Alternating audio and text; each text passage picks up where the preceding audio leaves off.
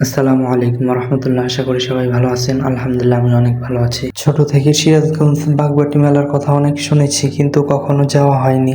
মজার ব্যাপার হচ্ছে, আমাদের বাড়ি থেকে মেলাতে যাইতে মাত্র 15 টাকা ভাড়া লাগে, তাও কখনো যাওয়া হয়নি। আজকে আমরা এখান দিয়েই যাইতেছিলাম, তাই ভাবলাম মেলাতে ঢুকে একটু দেখে যাই।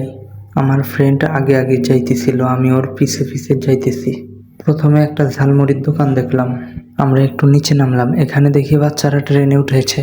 আমি ট্রেনের কাছে আসতেই দেখি ট্রেন থেমে গেল। হুট করেই দেখি আমার পাশ দিয়ে ড্রাগন যাচ্ছে। অল্পের জন্য ভয় পাইনি আমি। পাশেই দেখি ভূতের ঘর। আমার ফ্রেন্ড বলল, চল ভূতের ঘরে যাই। আমি বললাম, না রে মামা, যাবো না, ভূতের ঘর অনেক ছোট, ভিতরে গিয়ে কোনো মজাই পাবো না। আপনারা আবার ভাইবেন না আমি ভয়ে ভিতরে যাইনি। আসলে ভূতের ঘর অনেক ছোট ছিল, তাই যাইনি।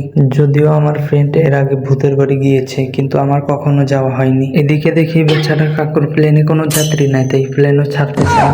তাই কাকু বসে বসে মশা মারতেছে।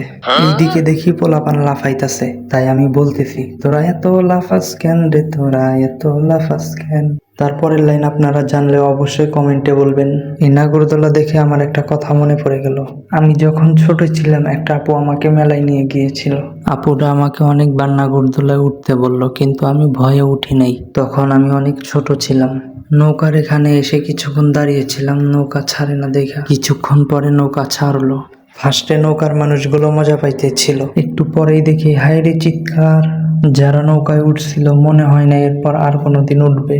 বন্দুক দিয়ে বেলুন ফোটানো এই খেলা আমি কখনো খেলি নাই, তাই আজকে খেললাম। আমি বেলুনের পেট সই করে মারতেছি, কিন্তু একটাও বেলুনে লাগতেছে না। পরে বুঝলাম এই খেলা যতটা সহজ মনে করছিলাম ততটা সহজ না। আমি 6টা গুলি করেছি, তার মধ্যে মাত্র একটা গুলি বেলুনে লেগেছে। এদিকে আমার ফ্রেন্ড দেখি 4টা গুলি করে 2টা বেলুন ফাটাইছে। এখন আমরা দোকানগুলো দেখতেছিলাম।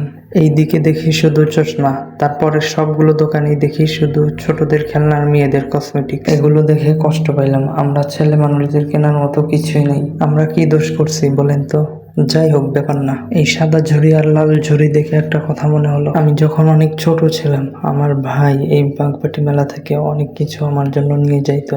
সাদা ঝুড়ি, লাল ঝুড়ি, খেলনা আরো অনেক কিছু। সেই দিনগুলো অনেক সুন্দর ছিল। সেই দিনগুলোকে অনেক মিস করি। যাই হোক, আরো অনেক দোকান ছিল, যাইতে পারি নাই, রাত হয়েছিল অনেক।